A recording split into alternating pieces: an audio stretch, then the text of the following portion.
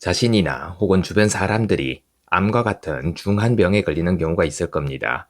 그러한 경우라면 대부분 어떠한 치료 방법을 선택할지 고민을 할 수밖에 없게 되죠. 그리고 주변의 많은 이들이 좋은 뜻으로 충고를 해줄 겁니다. 만약 이러한 상황이라면 여러분은 어떻게 선택을 하실 건가요? 삶을 변화시키는 채널 체인지 마이 라이프입니다. 온몸에 암세포가 퍼져 죽음의 문턱까지 갔다 임사체험 후 기적적으로 살아나 완치까지 된 사람이 있죠. 오늘은 아니타 무르자니의 책 나로 살아가는 기쁨에 나오는 메시지 중 하나를 들려드리려고 합니다. 출판사는 샨티이며 옮긴이는 추미란님이네요. 그럼 시작해 보겠습니다. 많이 아파본 사람으로서 나는 누군가 큰 병에 걸렸다면 우리는 그 사람의 육체적 상태만이 아니라 감정적 상태까지, 감정적 상태를 더 많이 살펴야 한다고 확신합니다. 그런 의미에서 의료진은 환자들에게 이런 질문을 던져보는 것이 어떨까요? 자신을 사랑하고 존중하고 계시나요? 지금 행복한가요? 당신이 소중하게 생각하는 사람, 당신을 소중하게 생각하는 사람이 있습니까? 인생의 목적이 있다고 느끼시나요? 열정을 쏟아부을 것이 있습니까? 어떤 일을 하면 기쁨을 느끼나요? 아픈 사람들에게는 어떤 치료법을 선택해야 하느냐라는 어려운 문제가 남아 있습니다. 저 같으면 먼저 지금까지 들은 이러저러한 치료법들을 하나씩 되새겨보는 것부터 할 겁니다. 그리고 하나씩 되새길 때마다 어떤 느낌이 드는지 살펴보겠죠. 예를 들어 방사선 치료를 생각하면 어떤 느낌이 들지라고 자문해 보는 겁니다. 그런 다음에 그 자연요법 전문가가 말한 대로 몸속에 독이 쌓이는 것 같은지 아니면 암세포를 없애줄 무언가 강력한 힘이 몸에 들어오는 것 같은지 살펴볼 겁니다. 그 다음에 또 이렇게 자문해 보는 겁니다. 자연요법 치료사의 제안을 한번 생각해 보자. 어떤 느낌이 들지? 그렇다면 그 둘을 같이 해보는 건 어떨까? 그럼 방사선 치료로 암세포를 없애는 동시에 자연요법으로 몸에 영양분을 제공할 수 있지 않을까? 종교적인 접근법을 생각하면 어떤 느낌이지? 희망적인가? 아니면 무서운가? 이 세 가지를 다 해본다고 하면 어떤 느낌이 들지? 자연요법, 방사선 치료, 신앙치료 각각에도 또 여러 가지 선택 사항들이 있을 겁니다. 그것들도 하나씩 차례대로 생각해 보면서 또 자문해 보는 거죠. 이 선택을 해볼까? 자, 느낌이 어때? 이 사항을 선택하면 내가 뭔가 강하고 힘 있는 선택을 했다는 기분이 들까?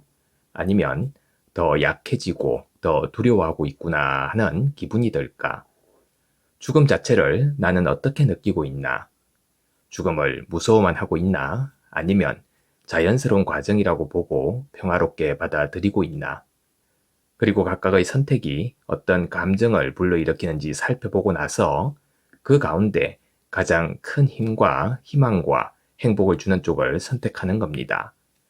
내가 한 선택 때문에 누군가 화가 날지도 모른다는 걱정은 할 필요 없습니다. 나를 사랑하고 내 선택을 지지하고 또 나에게 힘이 되는 사람들을 가까이 할 필요가 있죠. 결국 당신의 삶이고 당신의 건강이니까요. 식이요법 문제도 마찬가지입니다. 우리 몸에 뭐가 좋고 뭐가 안 좋다는 정보가 너무 많고 서로 모순되기까지 하죠. 저는 제 입에 들어가는 모든 걸 걱정했습니다. 2년 동안 채식만 했는데 제가 아는 자연요법 치료사가 동물성 단백질은 암을 부른다며 채식을 하라고 했기 때문이었죠. 하지만 그 결과 영양결핍 상태가 돼 여러 가지 건강 문제를 겪어야 했습니다. 그래서 앞서 말한 방식으로 내 몸을 점검하기 시작하였는데 그러자 건강이 극적으로 좋아졌죠. 단백질이 절대적으로 부족하다는 걸 금방 알 수 있었으니까요. 그래서 달걀을 먹기 시작하였고 이어서 생선도 먹었죠. 가공식품을 피하고 질 좋은 자연식품을 먹는 건 상식에 해당할 겁니다. 특히 건강이 안 좋을 때는 이런 말들을 잘 들어야 하죠. 하지만 모든 사람에게 들어맞는 어떤 식이요법이 있다고는 생각하지 않습니다. 특정 식이요법만 유일한 방법이라고 주장하는 건 그 방법을 따르지 않는 사람들에게 두려움을 주죠. 채식만 하겠다고 결정했을 때 저도 사실은 두려워서 그러니까 암에 걸릴까봐 무서워서 그런 결정을 했던 겁니다. 제 몸을 사랑해서 그런 결정을 내린 게 아니었죠. 그래서 아시다시피 저는 암에 걸렸습니다. 말하자면 채식을 해서 얻을 수 있는 모든 혜택이 마음속 깊은 곳의 두려움이 분출해내는 스트레스 호르몬에 의해 다 소진되어 버렸던 거죠. 채식보다 제 몸을 사랑했다면, 진심으로 즐거운 인생을 원했다면 저는 제 몸에 어떤 영양분이 부족한지 더 빨리 알아챘을 겁니다. 불안해하고 두려워하는데 제 모든 에너지를 써버렸기 때문에 정작 중요한 것을 알아차리는데 쓸 에너지가 없었던 거죠. 그렇다고 제가 현대의학이나 자연요법의 도움을 전혀 받지 않는다는 말은 아닙니다. 필요한 도움은 꼭 받아야 합니다. 하지만 저는 그런 도움이 우리에게 힘을 주는 것이어야지 힘을 약화시키는 것이어서는 안 된다고 생각하는 겁니다. 이 차이를 잘 알아차려야 하죠. 그러기 위해서는 아까 말씀드린 대로 내면으로 들어가 스스로를 점검해 보아야 합니다. 사실 저는 요즘 이런 점검 방식을 매사에 적용하죠. 강연 날짜가 겹치는데 어떤 강연을 맡아야 할지 모르겠을 때에도, 심지어는 새 프로젝트를 받아들일지 말지 헷갈릴 때에도 이런 방식을 활용하죠. 결정하기 전에 먼저 예상되는 상황 속으로 상상에 들어가 봅니다. 그런 다음 그 상황에서 기쁨과 열정, 목표의식이 느껴지면 수락을 하죠. 그런 느낌들이 저를 더 행복하게 만들어주니까요.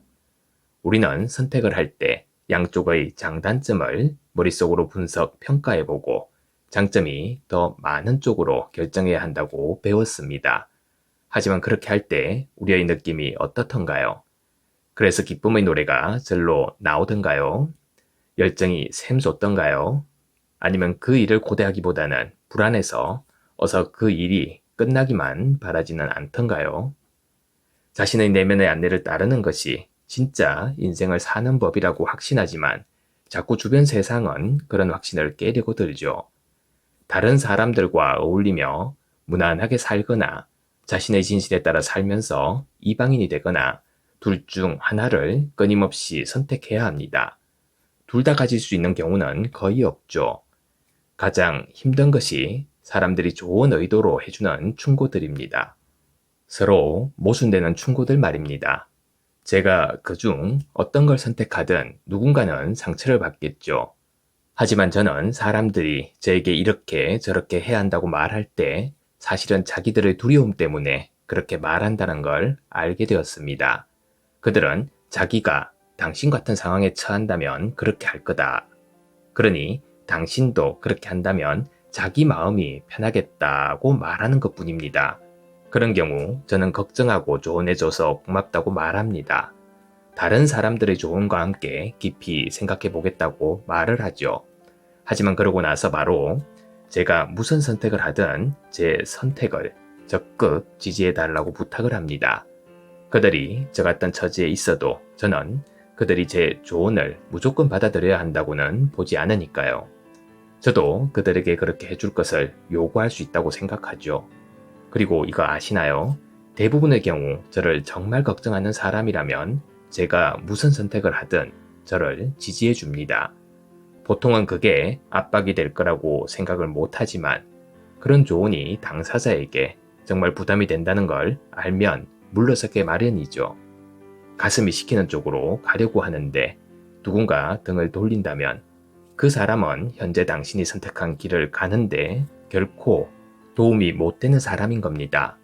자신의 내면을 따르는 길이 가장 좋은 선택임을 확신하시기 바랍니다. 감사합니다. 구독과 좋아요 부탁드립니다.